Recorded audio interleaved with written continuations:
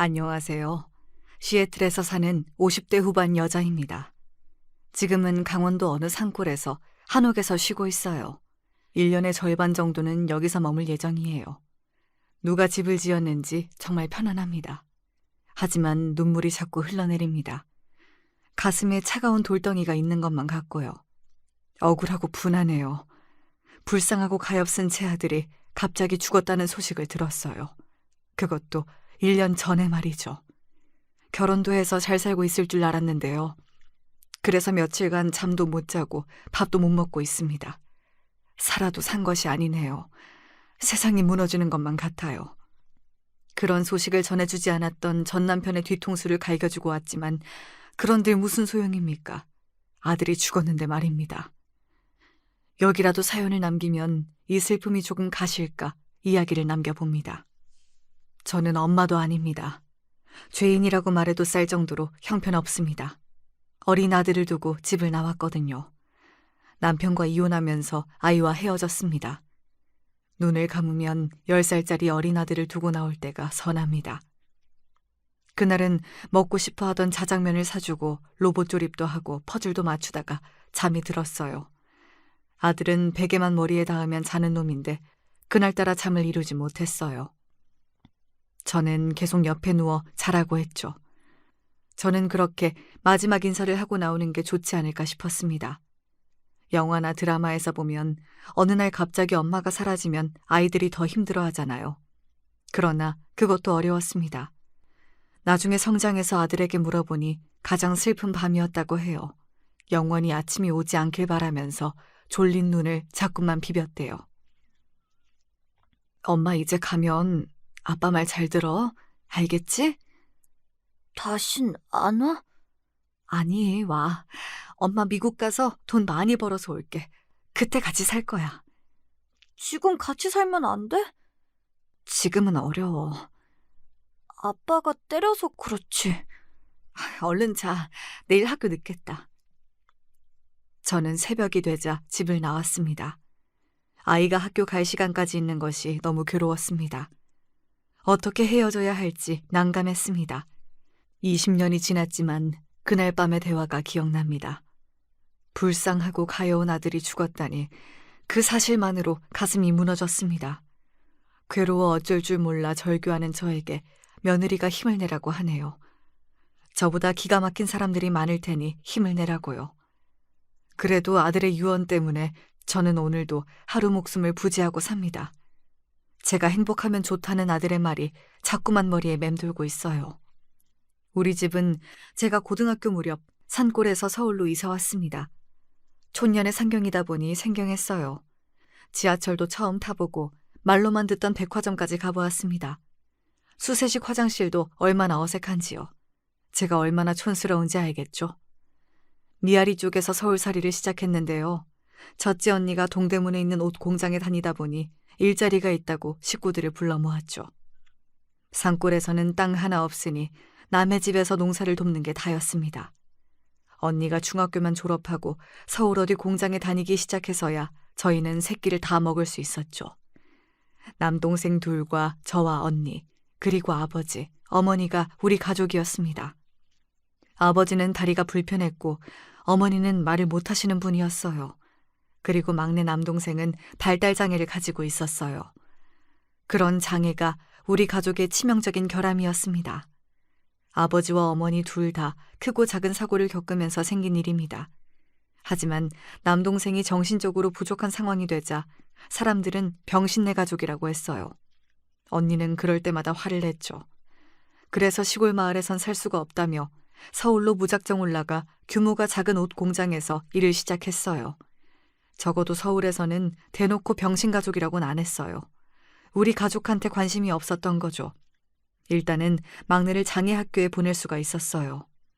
언니는 공장에서 일을 했고 어머니는 식당에서 일을 시작했어요. 다리를 저는 아버지는 일을 구하지 못했어요. 여자들이 나가서 버는 탓에 그래도 시골에서 땅도 없이 농사 짓는 것보다 벌이가 조금 나아졌지만 고향을 떠난 서울살이는 다들 힘이 들었죠. 아버지는 나중에 구두를 닦는 일을 하셨는데 동생들이 나가서 구두를 걷어오기도 했어요. 앉아서 하는 일이라 마음에 들어 하시던 모습이 선합니다. 우리 가족은 누구보다 성실하게 살아갔습니다. 저도 학교를 마치면 집안일을 했습니다. 셋이 번다고 해 6식구 입에 풀칠이나 할 정도였어요. 저도 겨우 고등학교를 졸업하고 근처 옷가게에서 점원으로 일을 시작했습니다. 한 3년 일했나 봐요. 거기서는 옷도 수선해주는 곳이었어요. 우리 가족은 새 옷을 입기보다 고쳐서 입고 바느질해서 입는 일이 많았어요. 언니 옷을 내가, 내 옷을 남동생이 입을 수 있게 제가 많이 고쳤거든요. 그래서 바느질도 나름 잘했어요. 그래서 옷을 파는 일보다 저는 작은 방에서 옷을 고쳐주는 일을 했어요. 키가 큰 사람에게는 단을 늘리고 작은 키를 가진 사람은 단을 접어 박음질을 해주었죠. 고급 원단은 미싱보다 손 바느질로 고쳐야 했어요. 그렇게 성실하게 일을 하다 보니 사장님이 저를 예쁘게 보셨어요. 그랬더니 그 사장님이 좋은 사람 소개해주겠다고 했어요. 그 무렵 언니도 시집을 갔고 남동생 하나도 공장에 취직해서 집이 안정된 터라 몇 달 후에 저는 선자리에 나갔습니다. 제 나이 23살에 이루어진 남자와의 첫 만남이었습니다. 하지만 대부분 저보다 10살 이상 나이가 많고 한 번 결혼을 한 아저씨들이었어요. 언니가 그 사실을 알고 옷가게 사장과 싸우고는 절 끌고 나왔습니다. 아무리 그래도 제 취자리는 보낼 수 없다면서요. 재단사였던 형부는 돈벌이가 점점 좋아서 언니의 목소리가 높아졌어요. 그러다 옷 도매업을 하는 남자를 소개받았는데 그게 아들 아버지였어요. 저보다 5살이나 많은 남자였는데 동대문에서 도매 가게를 운영한다고 했어요. 다방에서도 소리도 안 내고 커피를 마시는 모습이 좋았습니다. 양품점 사장이 소개해준 아저씨들은 후룩후룩 소리를 내고 마셨거든요. 그게 아들 아빠 전 남편과의 첫 만남이었습니다. 다른 것은 다 필요 없고 시어머니를 모시고 살아야 한다고 했어요. 저는 그게 뭐 어렵나 생각했는데요. 시어머니가 아버지처럼 다리가 불편한 분이었어요. 어쩐지 더 친근하게 느껴졌습니다. 남편과의 정보다 시어머니와 애틋함이 더 생긴 것이 그 때문이라고 볼 수도 있겠죠. 그리고 이 남자도 애잔하게 느껴졌어요. 부모의 몸이 불편하면 자식들은 마음이 불편합니다. 주변 시선도 좋지 않고요. 그래서 결혼을 결심했습니다. 신혼 때는 아무 문제 없이 잘 지냈지만 어느 날 술만 마시고 오면 모두 그렇게 폭력적으로 변했습니다. 옷가게에서 일한 것이 맞느냐부터 전에 사귄 남자들 다 불어라 등 이상한 말만 했습니다. 언니가 와서 애는 남자고 뭐고 남편이 처음이라고 해도 믿지 않았습니다. 남편은 평소에는 예의 바르고 얌전한 사람이지만 술만 먹으면 인격이 변하듯 이상해졌어요. 문제는 또 하나가 있었죠. 언니한테 기분이 나빴던 옷가게 사장이 제 결혼식에 왔었는데 제가 남자에게 인기가 많았다며 얌전한 고양이 부뚜막에 먼저 올라간다고 겉만 봐서는 모른다고 했대요. 일부러 그랬는지 아니면 우리에게 양심이 있었던 건지는 저도 파악이 되지 않아요. 오죽하면 언니가 다시 가서 따져 물어도 그런 말 한 적이 없다고 한 걸로 봐서는 의도적으로 한 이야기 같았어요. 하긴 제가 그만둔다고 할 때도 언니가 소개해준 남자가 얼마나 좋을지 두고 보겠다고 했거든요. 자기가 소개한 제 취자리라도 그 남자가 공부도 시켜준다고 했다며 좋은 데로 시집가라고 했어요.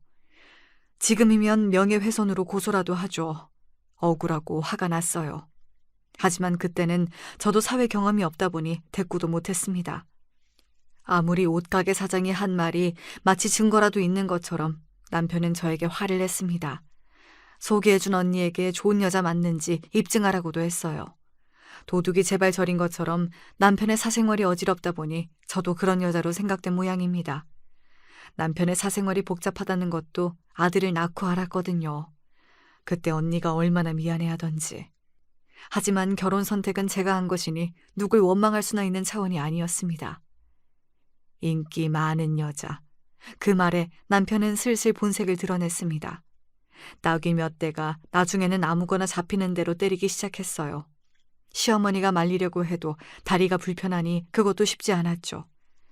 시어머니가 못 들어오게 문을 잠그고 저에게 폭력을 행사했습니다.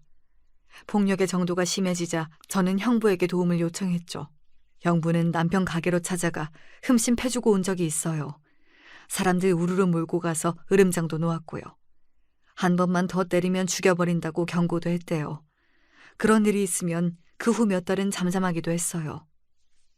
남편 가게는 밤에 시작해서 아침에 끝납니다.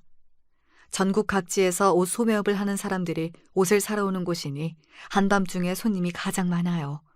퇴근은 아침 9시나 10시인데 그때부터 여는 술집도 있어요. 거기서 오후 2시까지 술을 먹고 오기도 했어요. 저는 그럴 때면 일부러 저는 동네 놀이터로 나갔습니다. 이럴 줄 알았으면 옷가게 사장이 권해준 배 나온 아저씨를 만나나 볼 걸 하는 후회도 했지만 거기라고 제 신세가 별반 달라지지 않았겠죠. 언니가 남편에게 술 좀 먹지 말라고 말려봐도 소용이 없었어요. 그렇게 오후 8시쯤 일어나 밥을 먹고 다시 가게로 나가는 것이 남편의 루틴인데요. 남편과 정답게 이야기를 나눈 시간도 별로 없었어요. 밤에 나가서 아침에 들어와 자다가 나가는 게 일이었으니까요.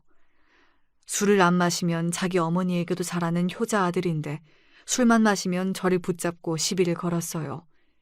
미친 사람처럼 변하는 모습에 저는 요즘도 술이 싫어요.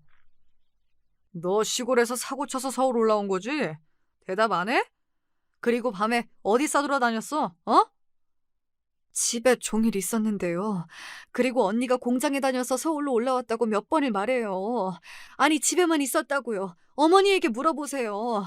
제가 어딜 나갔다 왔는지 종일 어머니랑 함께 있었다니까요. 그만 못하니? 애 종일 나랑 있었어. 도대체 왜 그러는 거야? 제가 보기엔 때릴 명분을 찾는 게 보였습니다.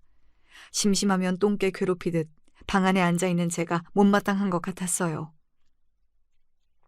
그렇게 내가 싫어요? 왜 나만 보면 으르렁거려요? 시끄러워, 이 나쁜 년아. 왜 그러냐고요. 왜 나빠요, 내가? 당신 엄마 모시고 사는데. 지금 생각하면 남편은 돈이 필요한 모양이었어요. 그때 형부가 돈을 조금 만진다는 소문이 있었는데 자기한테 빌려주지 않는다고 투덜거렸어요. 그 후에는 술 먹고 괜히 시비를 걸었습니다. 제가 걸음을 이상하게 걷는다고 머리통을 때리고 아침에 자기 보고 웃지 않는다고 뺨을 때린 적도 있었어요. 그러다 언니가 돈을 빌려주면 몇 달간은 잠잠했습니다. 그래서 전 언니와 형부에게 돈을 빌려주지 말라고 했습니다. 그 돈으로 가게에 투자하는 것이 아니라 술 먹는데 탕진했기 때문이에요. 술 먹고 마구 때리면 저는 이혼하겠다고 소리를 질렀고 시어머니도 저랑 함께 나간다고 남편에게 말했어요. 그러면 남편은 몇 달간은 술을 먹어도 때리진 않았습니다. 누군가는 왜 때리는 걸 다 막고 앉아있냐고 하더군요. 도망을 치던지 이혼을 하던지. 하지만 문 밖에서 아우성 치면서 저를 구해내려는 시어머니가 있었기 때문입니다. 함께 살던 시어머니가 방패가 되어 주셨어요. 제가 울고 있으면 지금 사는 집을 저에게 주신다며 도망가지 말라고 빌기도 했어요. 그게 너무 불쌍했어요. 제가 더 불쌍한데 그것도 모르고 말입니다. 또 이혼하려고 마음먹으면 어떻게 알고 남편이 순한 양이 되기도 해요. 그러면 또 미루게 되는 거죠. 인간은 망각의 동물이라고 하잖아요. 그러다 남편이 술에 취해 개가 되면 후회하죠. 변명하자면 그때는 이혼이 그렇게 쉬운 시절도 아니었고 제가 결혼할 당시 다리가 불편한 아버지가 건강에 문제가 생기셨어요. 그러니 이혼 이야기는 엄두가 나지 않았어요. 언니와 형부가 병원을 모시고 다녔지만 결국엔 손을 쓰지도 못한 채 돌아가셨어요. 말 못하던 엄마도 뭐가 그리 서러운지 아버지가 가시자마자 시름시름 앓다가 아버지 곁으로 가셨어요. 제가 결혼하고 얼마 지나지 않아 벌어진 일이었어요. 이럴 줄 알았다면 시집을 가지 말걸. 저는 많이 울었습니다. 결혼 초에는 부모님의 신체 결함이 저를 위축시켰어요. 임신했는데 애가 병신이면 가만 안 둔다는 남편의 말에도 저는 묵묵히 앉아 있었죠. 아버지, 어머니 어릴 때 당한 사고 충격으로 몸에 문제 있는 거지 선천적으로 문제가 없었거든요. 하지만 시어머니는 달랐어요. 태어날 때부터 다리에 문제가 있었다는데 그걸 알면서도 일부러 생트집을 잡았습니다. 네가 이해해라. 제가 어릴 때는 병신 엄마 때문에 놀림을 많이 받았어. 왜 저만 이해하면 돼요? 어머니가 맨날 그러니까 남편이 더 그럴지도 몰라요. 내가 병신이라서 그래. 그 병신 소리 그만해주세요. 저 진짜 싫어요. 미안해, 미안하다. 뭐 먹을래? 너 좋아하는 부추전 해줄까? 고기 볶아줘? 어머니, 앉아 계세요. 제가 할게요. 그거 드시고 싶으세요? 부추전이요? 시어머니는 제가 좋다고 했어요. 울다가도 금방 마음이 풀린다고요. 어머니도 남편을 말리다 다친 적도 있었어요. 어머니는 저와 어쩌면 동지애 같은 걸 느꼈는지 몰라요. 하지만 후에 제가 이혼하니 어머니가 달라졌어요. 동지애는커녕 저를 나쁜 엄마 취급하셨어요. 지금 생각하면 어머니는 그냥 제가 필요해서 달래주셨나 봅니다. 그렇게 시어머니가 미안하다고 달래주지 않았다면 제 결혼은 진짜 끝이 났을지도 모르죠. 술만 먹고 오면 말도 안 되는 핑계를 대고 행패를 부리는 남편. 그것만 아니면 결혼 생활은 최악은 아니라고 스스로 달랬죠. 결국 어머니가 남편에게 또 술 마시고 마누라 패면 당신께서 쥐약이라도 먹겠다며 엄포를 놓으셨어요. 그래서 그런지 또 얌전해졌어요. 저는 결혼하고 2년 만에 아이를 가졌습니다. 어머니가 쥐약을 들고 난리를 치니 그제야 정신이 들긴 했는지 저한테 미안하다고 사과도 했어요. 다행히 임신하니 초반에는 술을 마시지 않았어요. 시어머니의 강경한 태도와 새로 태어난 아들 때문에 남편이 변했다고 생각했어요. 술 먹고 들어오는 날도 거의 없었고 나름대로 착실하게 사는 것처럼 보였습니다. 다행이다. 애 낳고도 계속 너 때리면 이혼 생각했었어. 요새는 술은 안 먹고 오는데 퇴근이 늦고 아예 안 들어와. 밤낮이 바뀌는 직업이라 아침에 사우나에서 피곤이라도 푸나 보지. 저번에 내가 말했지? 우리 가족 다 미국으로 이민 갈 거야. 미국에서 세탁소 하기로 했어. 늦은 감이 있는데 동대문에서 같이 일하던 동생이 인수해준대. 일손이 부족하니 남동생 둘 다 데리고 가려고 해. 넌 괜찮겠지? 진짜 네 남편 계속 그런 식으로 굴면 이혼하고 미국에 데려가려고 했는데. 애 생기고 괜찮아졌어. 부모님이 돌아가시니 형제끼리 만나는 일도 거의 없어졌는데요. 그래도 언니는 남동생을 다 챙겼나 봅니다. 저는 제 몸 하나 건사하는 것도 힘들었거든요. 그래서 언니는 좋은 남자를 만났을까 싶네요. 우리들을 위해 희생을 많이 했거든요. 이제는 긍정적으로 안정이 되면서 언니는 평온한 얼굴을 했습니다. 돈이 있으면 아무도 우리 집안 무시 못한다며 자기가 꼭 집안을 일으킨다고 했는데 말입니다.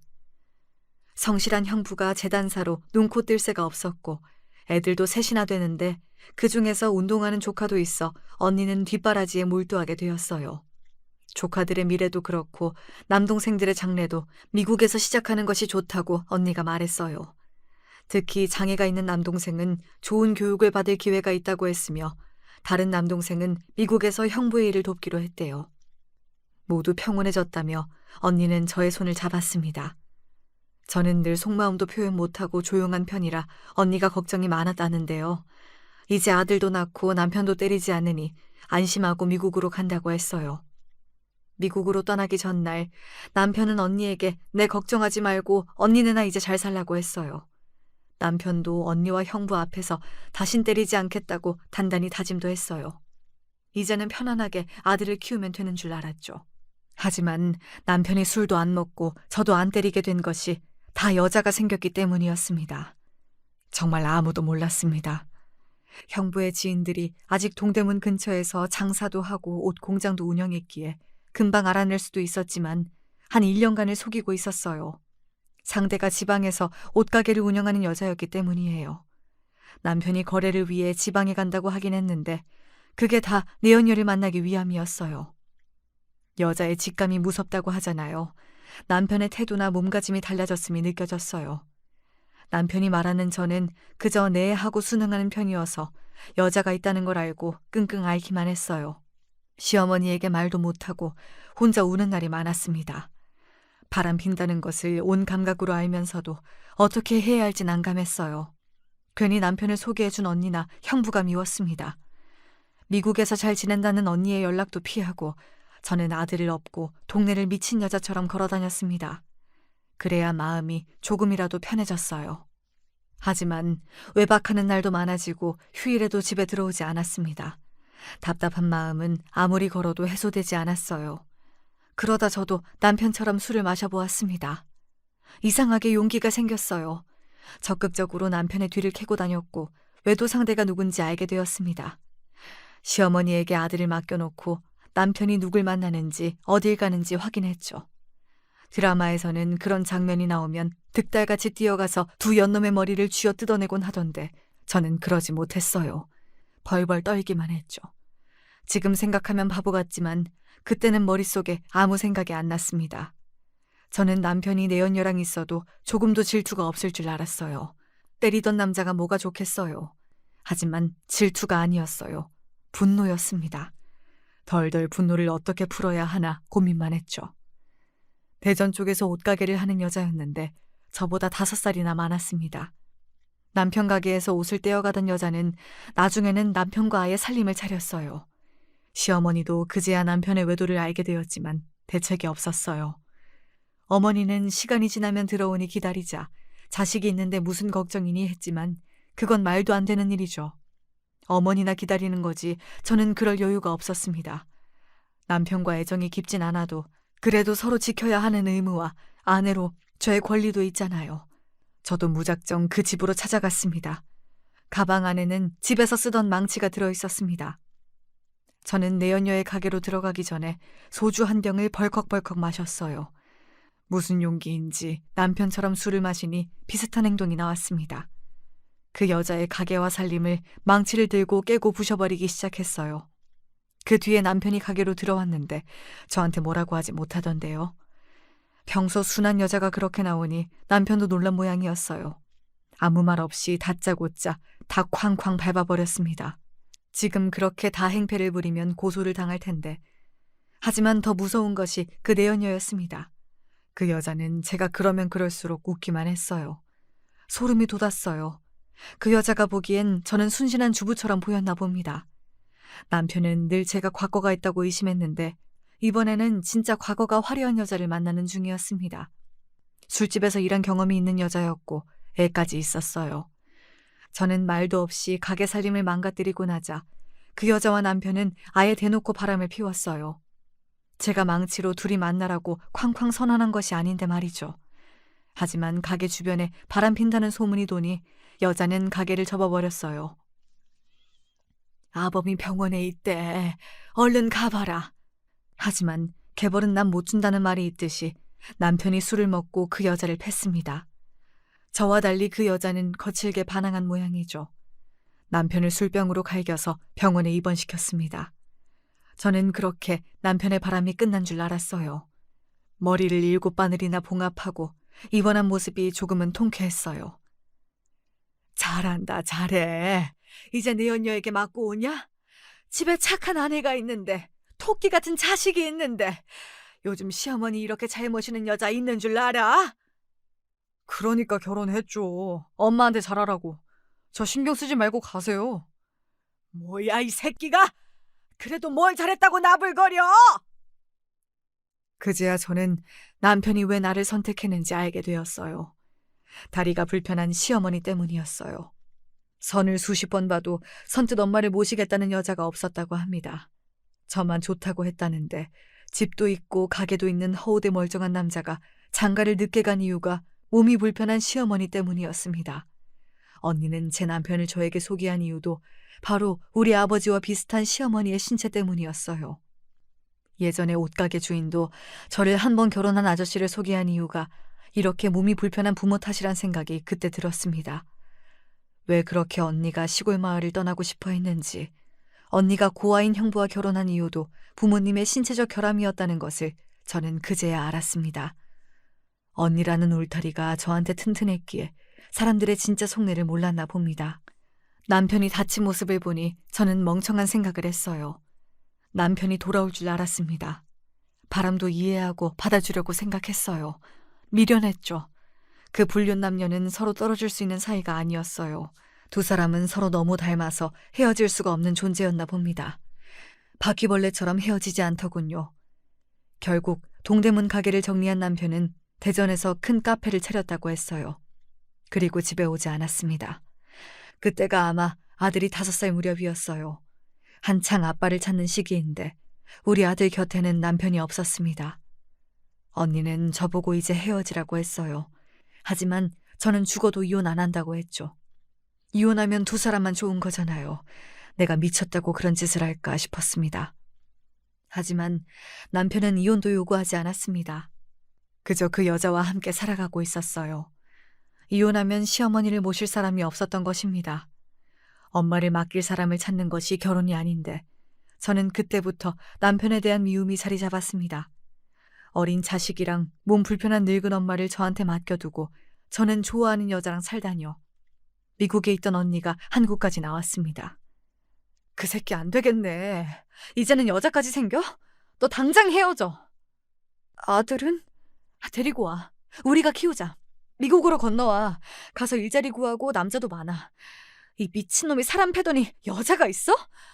내가 미쳤지. 그런 개쓰레기를 소개하고. 내가 미쳤어. 그래, 이제 언니가 다 책임질게. 가자, 일어나.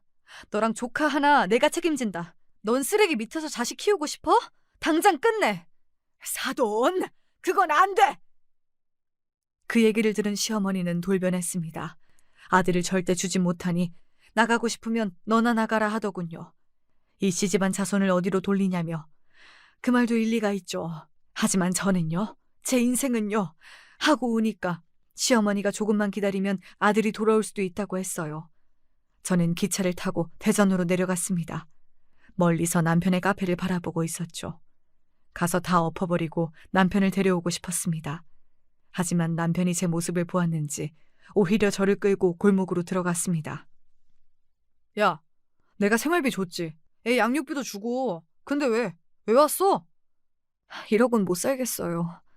그래서 이혼이라도 한다고? 아니, 집에 가요. 어머니도 기다리고 정우도 아빠 찾는다니까.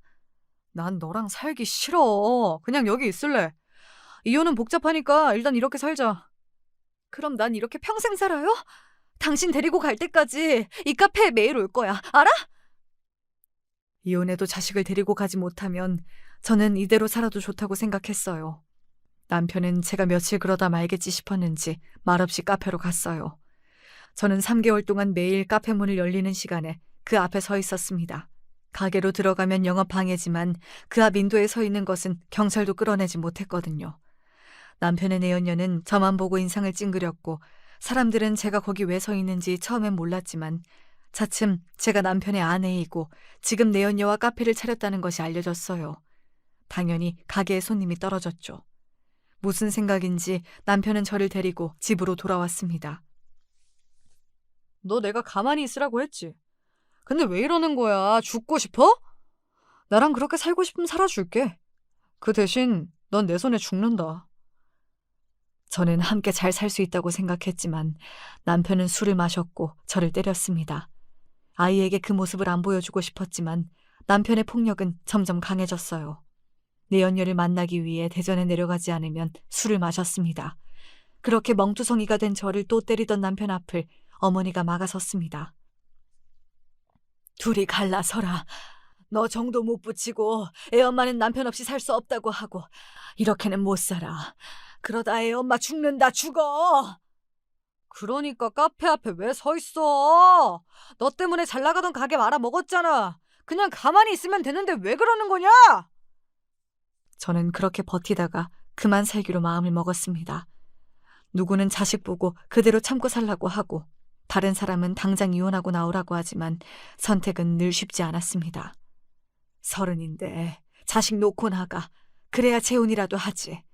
그래도 어떻게 자식을 놓고 나가요? 제가 데리고 가면 안 돼요? 저 재혼 안 하고 애만 키울 건데요. 네가 먹고 살 순 있어? 우리는 땅도 있고 집도 있는데 넌 없잖아. 내가 위자료 챙겨줄 테니 가라. 그게 너 사는 길이다. 내가 우리 아들하고 손자만 생각해서 너 붙잡아두고 싶지만 네 인생 불쌍해서 안 돼. 얼른 갈라서. 하루에도 몇 번씩 짐을 싸서 나갈까 하다가도 자식이 밟혀 다시 주저앉을 때가 많았습니다. 그러던 중 남편의 내연녀에게서 전화가 왔습니다.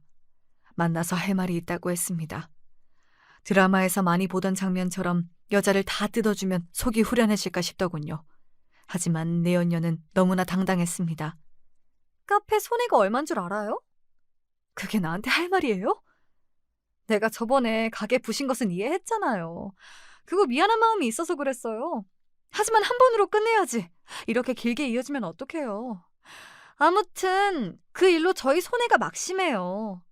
그래도 다시 한번 호프집 오픈해요. 거기마저 오시면 안 돼요? 그 말 하러 온 거예요? 당신 남편하고 사업자 파트너예요. 말이 사업이지. 함께 살잖아요. 그거야 비즈니스 차원이고. 당신 남편이랑 결혼할 마음은 없어요. 그냥 그대로 계시면 돼요. 아니면 이혼이라도 할 수 있어요? 네, 합니다. 왜 못해요? 그렇게 하세요. 괜한 걱정했네. 미안한 마음은 없어요? 미안한 걸로 퉁 쳤잖아요. 우리 옷가게 망치고 카페 장사도 망하게 한 것. 그거면 됐지. 상당히 미안하니 나도 가만히 있었던 거죠. 평생 이러지 마세요. 이젠 안 참아.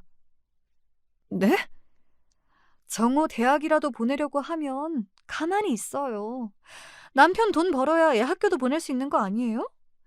나도 당신 남편하고 헤어지고 싶어도 돈으로 얽혀 있어서 쉽지 않아요. 남자, 여자, 바람, 동물적인 본능으로도 피는 건 맞지만 우리처럼 돈으로 얽혀 있는 관계가 훨씬 많아요. 내가 언니 같아서 하는 말인데 당신 돈 있으면 남편 금방 집으로 들어가요. 근데 당신 돈 없잖아. 내 옆에 당신 남편이 죽치고 있는 것도 내가 돈이 있어서 그래요. 동대문 가게 망한 거 모르죠? 당신들 편하게 살았으니까. 당신 남편은 망해서 나한테 온 거지. 나랑 살림을 차려서 망한 게 아니에요. 이때까지 내가 댁들 생활비 지원도 했는데 너무 나만 나쁜 년 만들지 마세요. 내연녀는 언성도 하나 높이지 않았습니다. 기둥서방이라도 하나 있어야 사업하기 편하다며 제 남편이 그런 역할을 하는 거라고 하더군요. 그래서 죽어도 헤어지지 않으니 저는 제 갈 길을 가는 것이 맞대요. 저는 기가 막혔습니다. 그래서 자신처럼 돈이 없으면 자식도 놓고 나가야 정호 장래에 도움이 된다고 저에게 훈계했어요. 자기가 정호 대학까지 보내줄 것처럼 말하며 오히려 저를 걱정했습니다. 무슨 내연녀가 선생도 아니고 주제에 저를 가르치고 있네요. 화를 내자니 내연녀의 말에 반박할 힘이 없었습니다. 저는 말도 못했어요. 중요한 것은 저는 능력이 없다는 겁니다. 그날로 저는 언니에게 전화했습니다. 미국에 가서 돈을 벌고 싶다고요. 돈을 벌어서 아들을 데리고 오자는 계획을 마음속에 새겼죠. 그렇지만 그걸 시어머니에게 들키면 안 될 일이었어요. 저는 남편에게 이혼하겠다는 뜻을 밝혔고 그 절차가 진행되었습니다. 시어머니 모르게 했어요. 그리고 3년 뒤에 아이를 찾으러 오겠다고 말했습니다. 그 조건으로 저는 위자료도 없이 이혼을 했습니다. 저는 3년 안에 미국에서 돈을 많이 벌겠다는 꿈을 가지고 있었어요. 그래서 그날 자식을 놓고 집을 나왔습니다. 하지만 세상 일은 제 뜻대로 되는 일이 없었습니다. 저는 미국 초청 비자가 나오지 않았어요. 미국으로 정식 입국이 되지 않는다는 겁니다. 미국 대사관에서 저를 거부했어요. 제가 이혼을 했고 변변한 직업이나 예금도 없으며 형부가 초청한 업무와 저는 무관하다고 대사관에서 임의로 판단했어요. 계속 가정주부로 있다가 갑자기 형부의 재단 일을 하기 어렵다는데 그거야 사실이죠. 미국으로 갈 수 있을 줄 알았는데 저는 그 당시 죽고 싶었습니다. 이혼 전부터 언니와 상의해서 결정한 일이 이렇게 틀어질지 몰랐습니다. 그 당시 한국 젊은 여성들이 미국으로 불법 취업해서 율락업에 종사하는 일이 많아져 입국 심사가 까다로워졌다고 했어요. 아마 지금이면 쉽게 가능할지 모르죠. 엄마가 미국 가서 돈 많이 벌어올게. 아들에겐 그렇게 말했는데 저는 당장 라면 하나 살 돈도 없었어요. 언니는 미국에 사는 남자와 결혼해서 입국하는 과정도 있다며 선을 보라고 했지만 저는 남자도 결혼도 다 신물이 난 상태였습니다. 어쩌면 저는 남편의 울타리에서 안주하던 한 마리 양이라는 생각이 들었습니다. 무서워서 세상에 나가지 못하고 벌벌 떠는 양으로 살다가 죽긴 싫었습니다. 무작정 옷수선공을 구한다는 곳을 찾아가 일을 시작했어요. 지금 당장 미국에 못 가도 언젠가 갈 수 있다는 희망을 보고 말입니다. 제가 옷수선 경험이 있기에 가능했어요. 바늘에 무수히 찔려가며 옷을 고치고 매만졌습니다. 시어머니에게 전화를 걸어 아들이 잘 있나 물어보고 싶어도 이혼한 후에는 그게 참 어려웠습니다. 늘 아들을 그리워했지만 연락마저 끊고 1년간 일을 하고 나니 다시 미국으로 들어갈 기회가 생겼습니다. 형부가 운영하는 세탁소에서 옷 수선하는 사람이 필요하다는 연락이 왔습니다. 제가 한국에서 일을 하고 있다는 증명을 보고 미국 대사관에서 입국 신청이 떨어졌습니다. 저는 미국으로 가자마자 세탁소에 딸린 1평도 안 되는 작은 방에서 옷을 수선했습니다. 아침 9시부터 저녁 9시까지 쉬지 않고 옷을 매만졌습니다. 내 손으로 집을 장만하고 아들을 데려올 생각만 가득했습니다. 세탁소에서 죽도록 일했습니다. 아들에게 돈을 보내줄 요량을 말입니다. 돈이 생기면 아들 명의의 통장으로 돈을 보냈습니다. 한국에 있던 1년 동안은 먼 곳에서 학교 가는 아들 뒷모습을 본 적은 있지만 이곳 시애틀에 와서는 아들의 모습을 보지 못해 우울증과 향수병에 시달리기도 했어요. 돈을 차곡차곡 쌓여 아들하고 함께 살 생각하며 다시 마음을 다잡았습니다. 일을 많이 했기에 목 디스크와 관절염이 찾아왔지만 저는 계속 바느질을 멈추지 않았습니다. 언니는 미국에 왔으니 관광이라도 하라 했지만 저는 그럴 여유가 없었어요. 미국인지 시애틀인지 알지도 못했어요. 조카들은 다들 좋은 학교도 다니고 있었습니다. 그게 참 부러웠습니다. 공부를 열심히 하고 자기가 하고픈 일을 찾아 공부하는 모습을 보니 아들이 더 보고 싶었습니다. 그리고 5년이 지났을까요? 아들이 중학교 다닐 무렵 저는 한국으로 전화를 걸었습니다. 아들, 엄마야. 이제 함께 살 수 있어. 엄마 명의 아파트도 있고 너 데리고 오려고 진짜 노력 많이 했어. 여기 미국 시애틀 이모네야. 비행기표 보낼게. 아빠가 그러자고 예전에 약속도 했어. 저는 아빠랑 살래요. 그럼 전화 끊습니다. 전에 전화를 걸기도 하고 엽서나 편지, 선물도 보냈지만 연결도 안 되고 받았다는 답도 없었어요. 시어머니가 중간에서 다 가로막았습니다. 저의 전화나 선물을 받으면 애가 마음을 잡지 못하고 밥도 안 먹고 거부한다고 중간에서 전달하지 않았다고 해요. 그래서 그런가요? 아들은 저에게 쌀쌀맞게 대했습니다. 제가 아무리 전화를 걸어도 아들은 받지 않았어요. 정말 죽기보다 싫지만 전 남편에게 전화를 걸어 도대체 애가 미국으로 오지 않는 이유를 물었습니다. 친구 있고 할머니 있고 다 있는데 네가 오라면 당장 가냐? 벌써 6년이나 지났어. 돈이나 보내. 그러면 생각이 달라지겠지. 남편은 여전히 저를 무시하는 말투였습니다. 그러는 사이 시어머니가 돌아가셨다는 연락을 받았습니다. 저는 전 남편이랑 연락하는 것은 싫었지만 아들이 저를 피하기에 어쩔 수가 없었습니다. 그리고 4년이 지나니 아이가 벌써 20살 성인이 되고 말았습니다. 저는 미국 생활을 정리하고 한국으로 들어가겠다고 언니에게 말했죠. 미국에서 8년 정도 돈을 모았기에 한국에서 아들을 보고 싶었습니다. 수도권의 작은 아파트 정도를 얻을 수 있는 돈과 어느 정도의 생활비를 가지고 한국에 들어갔습니다. 시어머니는 돌아가셨고 남편은 아직 그 내연녀와 함께 지내고 있었어요. 연인 관계는 아니라고 하더군요. 관심도 없는 이야기 그만하고 아들이 어디 있는지 알려달라고 하니 군대에 있다고 했습니다. 저는 군대에 있는 아들을 만나기 위해 통닭이나 김밥을 사들고 갔습니다. 다른 집 아들은 다 나오는데 내 아들만 부대에서 안 나오는 겁니다. 만나기 싫다는 말에 저는 자리에서 주저앉고 말았어요. 전 남편이 어떻게 말했길래 애가 저를 싫어하는 걸까요? 저의 관절에 문제가 상당했기에 심한 스트레스를 받으니 몸에 마비가 왔습니다. 그래서 병원에 입원하고 나오고를 반복했죠. 그러다 보니 아들도 제대할 무렵이 되었습니다. 저는 군대에 있는 아들에게 매일 편지를 보냈습니다.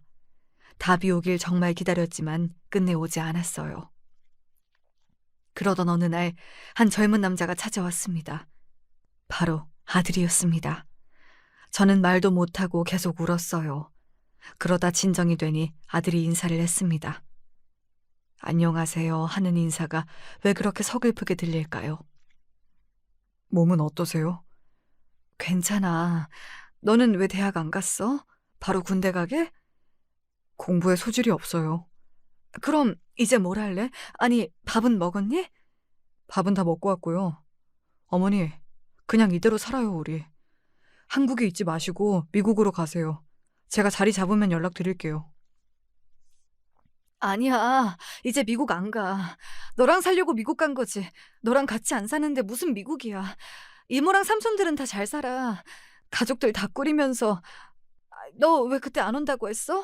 중학생 때 말이야. 할머니 아픈데 어떻게 가요? 그때 할머니 아파서 돌볼 사람이 없었어요. 너 아빠는 뭐하고?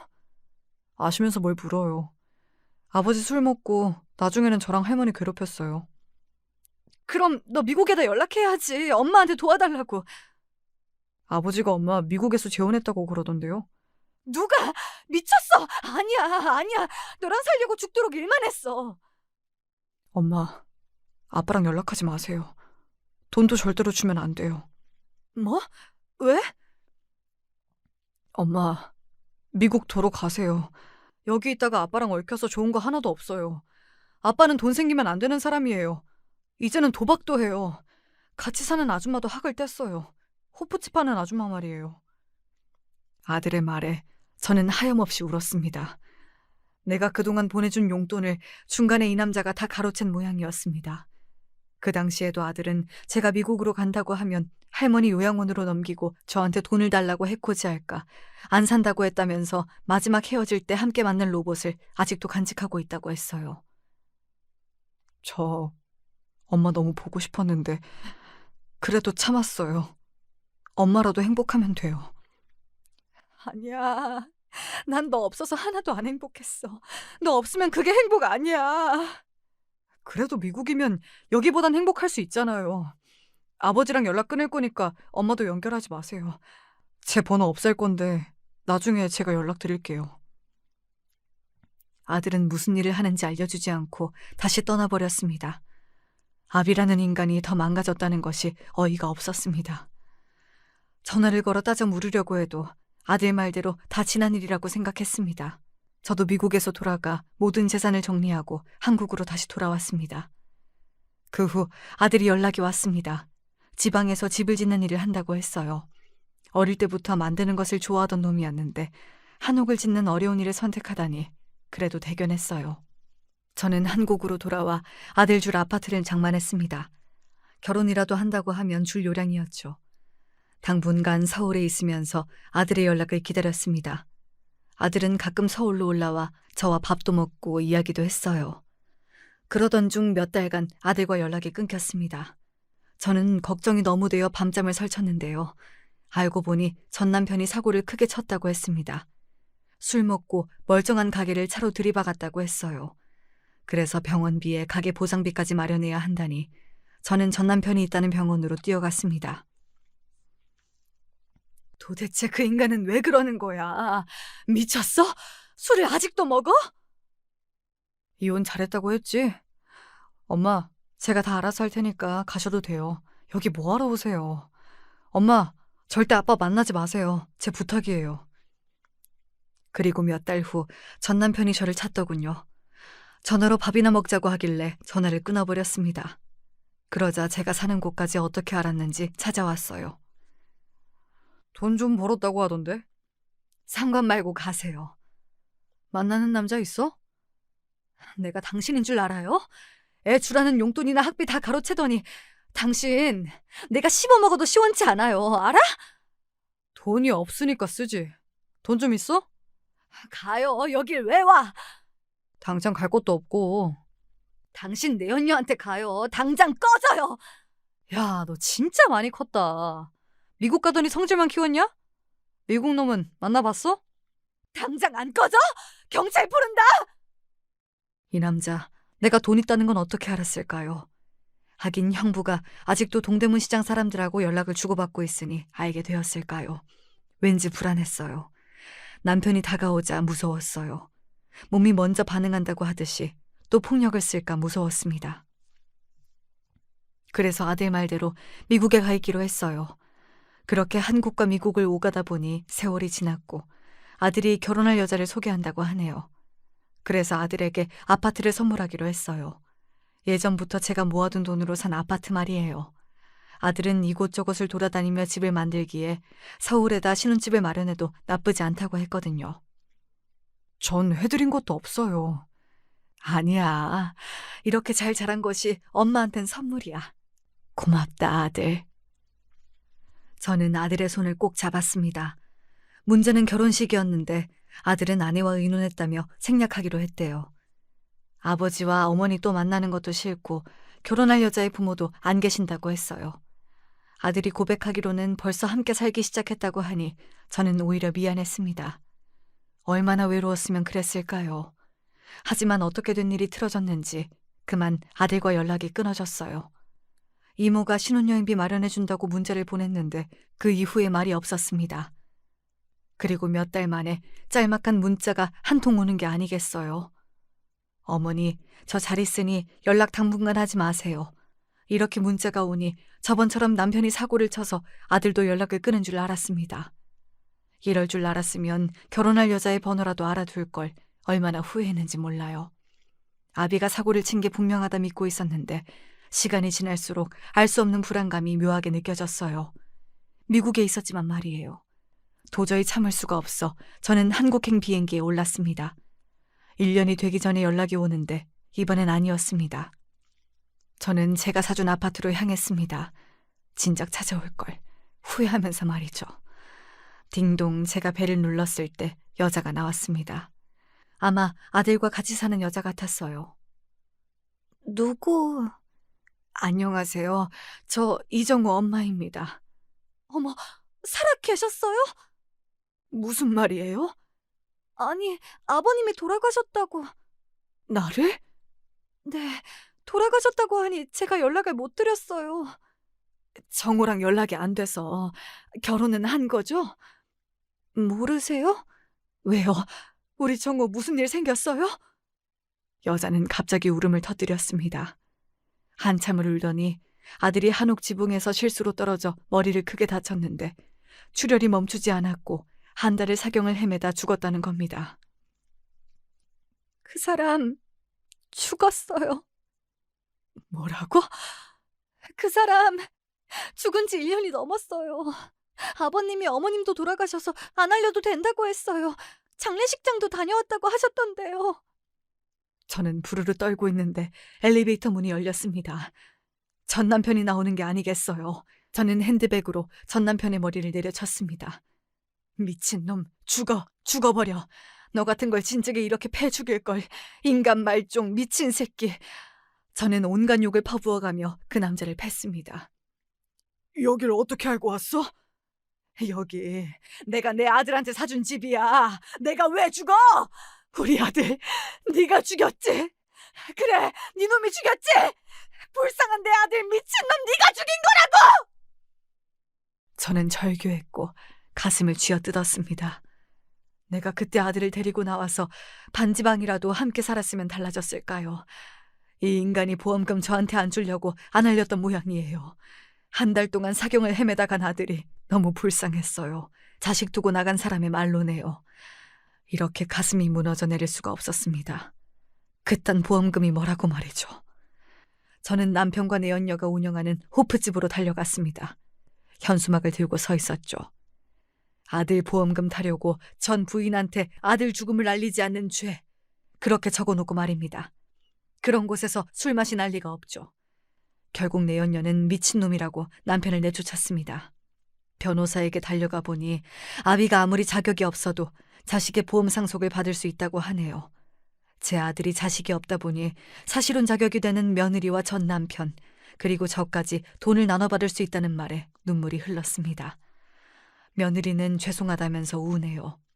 저는 아들의 보험금을 며느리에게 주고 나왔습니다. 아들이 떨어져 죽었다는 장소를 보러 갔습니다. 거기에는 아들의 손때가 묻은 한옥이 주인을 기다리고 있었습니다. 그 주인이 저라고 하네요. 지금도 여기에 살고 있는데요. 아들이 만든 집이라 그런지 조금 숨을 쉴 수 있네요. 아들과 함께 산 여자, 그 며느리가 말하길 이 한옥에는 추억이 있대요. 저랑 10살 때 마지막 밤을 보내면서 맞춘 퍼즐 그림이 바로 한옥이랍니다.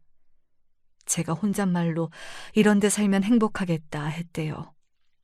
전 기억이 안 나지만 아들은 그게 가슴에 박힌 모양입니다. 이렇게 한옥을 지어 엄마를 살게 하겠다고요. 며느리가 보험금 받아 이 집을 샀습니다. 지금은 그 아이와 함께 살고 있는데 시집을 보내긴 해야겠죠.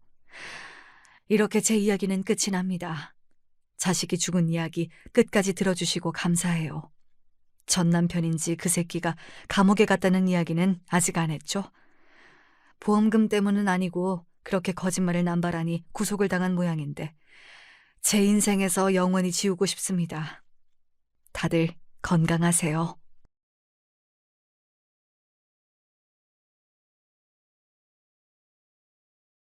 안녕하십니까? 그간 잘 듣기만 해왔던 사연에 빠지다 채널에 저의 이야기를 사연으로 신청해봅니다.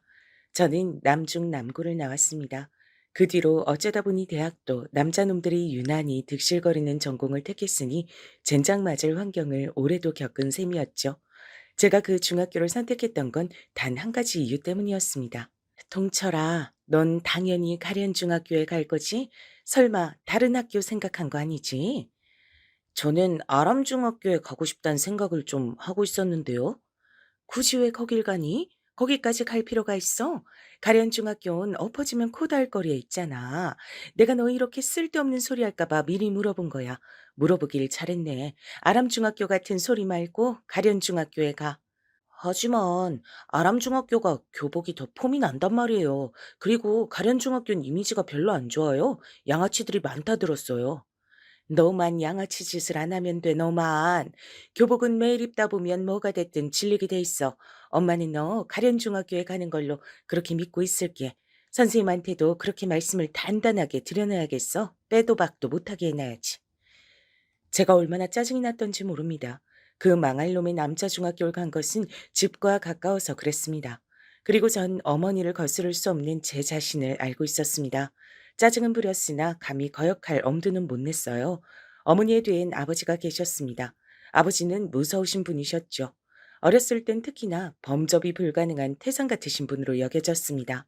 전 아들이었으니 아버지의 무서움이 더 크게 다가왔던 것 같아요. 반항은 즉 죽음이었습니다.